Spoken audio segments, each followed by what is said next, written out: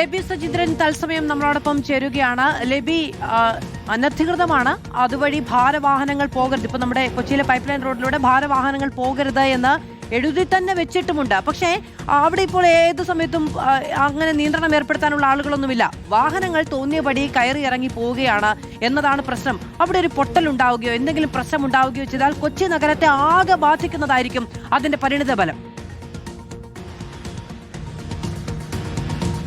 അത് തീർച്ചയായും അങ്ങനെയൊക്കെ പൈപ്പുകൾ പൊട്ടിക്കഴിയുമ്പോൾ മാത്രമാണ് നമ്മൾ അതിനെക്കുറിച്ച് ചിന്തിക്കുന്നത്. നോക്കുക, ഈ സ്ഥലം എന്ന് പറയുന്നത് തൃക്കാക്കര പൈപ്പ് ലൈൻ ജംഗ്ഷൻ.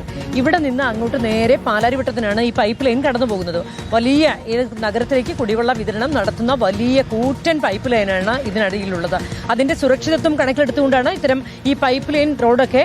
ഇത് കണ്ടോ മാധു, നോക്കുക, ഈ കുറ്റികൾ, വലിയ കുറ്റികൾ, ഈ കുറ്റികൾ വച്ച് ഈ റോഡിന്റെ ഗതാഗതം ഇങ്ങനെ ചെറുവാഹനങ്ങൾക്കായി നിജപ്പെടുത്തിയിരിക്കുകയായിരുന്നു. അതെല്ലാം തോന്നിയപടി ആളുകൾ കുത്തിയിളക്കി. ഇത് നോക്കൂ, റോഡിലേക്ക് നോക്കൂ, അതിന്റെ കുറ്റിയുടെ ഭാഗം കിടക്കുന്നത്. ഇവിടെ നിന്ന് ഇത് അടർത്തി മാറ്റി റോഡ് സൈഡിലേക്ക് കിടക്കുകയാണ്. ഇതൊന്നും കണ്ടിട്ട് ആർക്കും പ്രശ്നവുമില്ല, ആർക്കും അനക്കവുമില്ല. ഇതുവഴി വാഹനങ്ങൾ ഇങ്ങനെ അനസ്യൂതം കടന്നു പോവുകയാണ്. ഇവിടെ ചെറുവാഹനങ്ങൾ മാത്രമേ നേരത്തേക്ക് നമ്മൾ റോഡ് വഴി വരുമ്പോൾ കടത്തി വിടുകയുള്ളായിരുന്നു. അതായത് ഈ രണ്ട് കുറ്റികൾക്കിടയിലൂടെയുള്ള ഭാഗത്തുകൂടി മാത്രമാണ് കടന്നുപോയിക്കൊണ്ടിരുന്നത്. എന്നാൽ ഇപ്പോൾ നോക്കൂ, ഇതുവഴി എല്ലാ ഭാരവാഹനങ്ങളും, നമ്മൾ നേരത്തെ ഇത് എടുക്കാൻ വന്ന സമയത്ത് കണ്ടെയ്നേഴ്സ് കടന്നു പോകുന്നുണ്ട്, വലിയ വലിയ വാഹനങ്ങൾ കടന്നു പോകുന്നുണ്ട്. ഒരു മടിയുമില്ലാതെ ഇതുവഴി വാഹനങ്ങൾ ഇങ്ങനെ ഇടതടവില്ലാതെ പൊയ്ക്കൊണ്ടിരിക്കുകയാണ്. ഈ ഭാഗത്തൊക്കെ നേരത്തെ ഇത്രത്തോളം കൊച്ചി നഗരം പ്രത്യേകിച്ച് എല്ലാ ഭാഗത്തും ഇത്തരം ജല വിതരണ പൈപ്പുകൾ കടന്നു പോകുന്ന പൈപ്പ് ലൈൻ റോഡുകളുണ്ട്. അവിടെയൊക്കെ ഇങ്ങനെ കുറ്റികൾ വെച്ച് ചെറിയ വാഹനങ്ങൾക്കായി അത് ക്രമീകരിച്ചിട്ടുണ്ടെങ്കിലും ഇതൊന്നും ആരും ഇവിടെ ഈ ഭാഗത്തൊന്നും പാലിക്കുന്നില്ല. ഈ കുറ്റികളൊക്കെ ഇങ്ങനെ മാറ്റി കിടക്കുന്നതൊക്കെ നാട്ടുകാരുടെ ശ്രദ്ധയിൽ പെട്ടിട്ടുണ്ടോ? നാട്ടുകാർക്കും അത് ഉപകാരമാണ്. എന്തെങ്കിലും ഉദാഹരണത്തിന് പെട്ടെന്നൊരു അസുഖമായിട്ടൊരു ഒരു കാറ് പിടിക്കുകയാണെങ്കിൽ വരണമെങ്കിൽ ഈ കുറ്റി നേരത്തെയും പോകാമായിരുന്നു. എന്നാലും കുടുംബം പണിയാനും വീട് പണിയാനും ഒരു മെറ്റൽ പൊടിയോ കല്ലോ ഒക്കെ വരണമെങ്കിൽ ആ റോഡ് അതെന്ന് വെച്ചാൽ അതിന്റെ ഇതിനടിയിലൂടെ കടന്നു പോകുന്നതേ, ഇതിനടിയിലൂടെ കടന്നു പോകുന്ന വലിയ പൈപ്പാണല്ലോ. അതുകൊണ്ടാണല്ലോ ഇതിൽ കൂടി വലിയ വാഹനങ്ങൾ കടന്നു പോകാതിരിക്കാനായി ഇത്തരത്തിൽ ഒക്കെ ക്രമീകരിച്ചിരിക്കുന്നത്.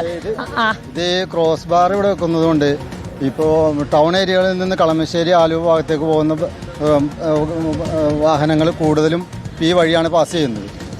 ഞങ്ങൾ കണ്ടു, അത് വന്ന സമയത്ത് എല്ലാം ഇതുവഴി ഷോർട്ട് കട്ട് ആയിട്ട് വലിയ വാഹനങ്ങൾ ഇങ്ങനെ കടന്നു പോകും. വാഹനങ്ങൾ കടന്നു പോകുന്നത് നിയന്ത്രിക്കണം. പക്ഷേ അതിലുപരി ക്രോസ് ബാർ വെക്കുന്നത് കൊണ്ട് ഇപ്പോൾ ജനങ്ങൾക്ക് ബുദ്ധിമുട്ടാണ്. കാരണം ഈ ജംഗ്ഷൻ ഏരിയയിൽ എപ്പോഴും വൈകുന്നേര സമയത്ത് രാവിലെ സമയത്തൊക്കെ ജനങ്ങൾക്ക് ബുദ്ധിമുട്ടാണ്. കാരണം കുട്ടികൾ സ്കൂളിൽ പോകുന്ന ടൈമിലൊക്കെ തോന്നുന്നൊരു കാര്യമുണ്ട് മാധു, അതാണ് നോക്കേണ്ടത്. ഇപ്പൊ നമ്മൾ രണ്ടുപേരോടാണ് അഭിപ്രായം ചോദിച്ചത്. നാട്ടുകാരിൽ രണ്ടുപേരും പറഞ്ഞത് ക്രോസ് ബാർ വയ്ക്കുന്നതുകൊണ്ട് നാട്ടുകാർക്ക് ഉപകാരമുണ്ടെന്ന്. അപ്പോൾ എങ്ങനെയാണ് നമ്മൾ ക്രോസ് ബാർ വളരെ അത്യാവശ്യമാണ്, വെക്കണം അത്. കാരണം എന്താ പറയുന്നു, ഒന്ന് ഇവിടെ അനധികൃതമായിട്ട് വലിയ വാഹനങ്ങൾ ഇതിലെ പോകുന്നത് കൊണ്ടാണ് ഇവിടെ ഏറ്റവും കൂടുതൽ ബ്ലോക്ക് വരുന്നത്. അപ്പോൾ അത്യാവശ്യമാണ് ഇവിടെ ക്രോസ് ബാർ. ക്രോസ് ബാർ അത്യാവശ്യമാണെന്ന് നമ്മൾ ഇതുവഴി കടന്നുപോയപ്പോൾ ഒരുപാട് പേരെന്ന് പറയുകയും ചെയ്തു. അതുകൊണ്ടാണ് നമ്മൾ ഇത് വാർത്തയാക്കിയത്. അശാസ്ത്രീയമായി നിർമ്മിച്ചതാണ് ഈ ബാരിക്കേഷൻ.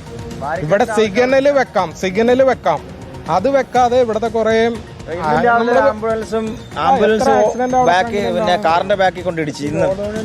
കാരണം ഇത് ശരിക്കും പറഞ്ഞാൽ കുറച്ച് ഗോഡൗൺ ഉണ്ട്, വലിയ ഗോഡൗണുകളുണ്ട്. അപ്പൊ അവരുടെ അതിന്റെ പിൻബലത്തിലാണ് ഇതൊക്കെ പോണത്.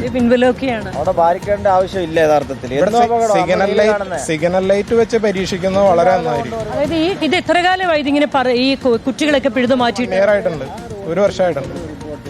ഇത് കുറേ കാലമായി ഇതുവഴി നമ്മൾ നേരത്തെയൊക്കെ നമ്മൾ സ്ഥിരമായി ഇതുവഴിയൊക്കെ കടന്നു പോകുന്ന റോഡാണ്. ആ സമയത്തൊക്കെ ഇതുപോലെ ഇങ്ങനെ ഈ കുറ്റികൾ വച്ചിട്ട് ചെറുവാഹനങ്ങൾക്കായി ഇത് നിജപ്പെടുത്തിയിരുന്നു.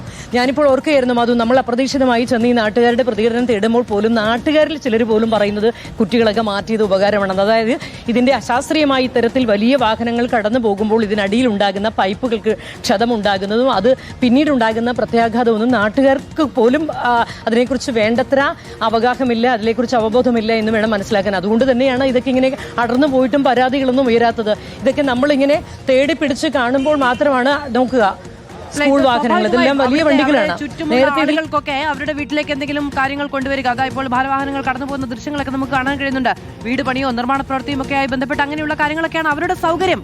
പക്ഷേ അവിടെ എന്തെങ്കിലും തരത്തിലുള്ള പ്രശ്നങ്ങൾ ഉണ്ടായാൽ ഈ മേഖലയിലുള്ളവരാണ് അതിന്റെ ഏറ്റവും വലിയ പ്രശ്നം അനുഭവിക്കേണ്ടിയും വരിക എന്നതാണ് പ്രശ്നം.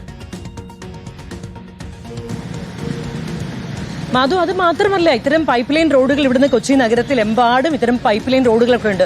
അതൊക്കെ വളരെ കൃത്യതയോടുകൂടി ഇത്തരം ചെറിയ റോഡുകളാക്കി ചെറിയ വാഹനങ്ങൾക്ക് മാത്രം കടന്നു പോകാൻ സൗകര്യം ഒരുക്കുന്ന രീതിയിലാണ് ക്രമപ്പെടുത്തിയിട്ടുള്ളത്. ഈ റോഡും അങ്ങനെ തന്നെയായിരുന്നു.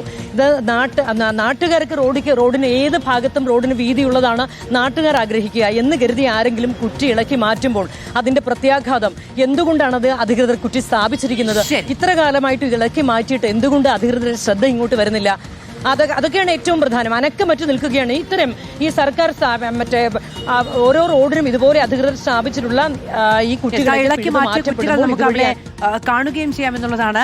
അപ്പോൾ പ്രിയപ്പെട്ട കൊച്ചിക്കാർ, ഈ പൈപ്പ് ലൈൻ റോഡ് എന്നുള്ളത് റോഡിന്റെ പേരല്ല, അതിലൂടെ അതിന്റെ താഴെ കൂടി പൈപ്പ് ലൈൻ കടന്നു പോകുന്നതാണ് എന്ന് നമ്മൾ ഇടയ്ക്കിടയ്ക്ക് ആലോചിക്കേണ്ടതുണ്ട്. ഇപ്പോൾ കുറേ കാലം കഴിഞ്ഞപ്പോൾ നമ്മൾ അതിന് റോഡിന്റെ പേര് എന്ന നിലയ്ക്ക് അതിനെ പരിഗണിച്ച് തുടങ്ങി എന്നുള്ളതുകൊണ്ടാണ് പ്രശ്നം. അപ്പോൾ നമുക്ക് സ്വാഭാവികമായ മറ്റ് ആവശ്യങ്ങൾക്കൊക്കെ നമ്മൾ അതിനൊക്കെ പ്രയോറിറ്റി കൊടുത്തു തുടങ്ങും. പക്ഷേ ആ റോഡ് അങ്ങനെ ക്രമീകരിച്ചിരിക്കുന്നത് അത് ആ പൈപ്പ് ലൈൻ കടന്നു പോകുന്ന ഇടത്തുകൂടെ വേണമെങ്കിൽ സാധാരണ വാഹനങ്ങൾക്ക് കടന്നു പോകാം എന്നൊരു സൗകര്യം നൽകി എന്നതിനപ്പുറത്തേക്ക് ആ റോഡ് അങ്ങനെ ക്രമീകരിച്ചിരിക്കുന്നതും നിയന്ത്രണങ്ങൾ വെച്ചിരിക്കുന്നതും അതിന് താഴെയുള്ള പൈപ്പുകൾ കടന്നു പോകുന്നത് കൊണ്ടാണ് എന്നത് ഓർക്കുകയും അതനുസരിച്ചല്ലാത്ത കാര്യങ്ങൾ ചോദ്യം ചെയ്യപ്പെടുകയും വേണ്ടതുണ്ട് എന്നത് ഓർക്കുമല്ലോ.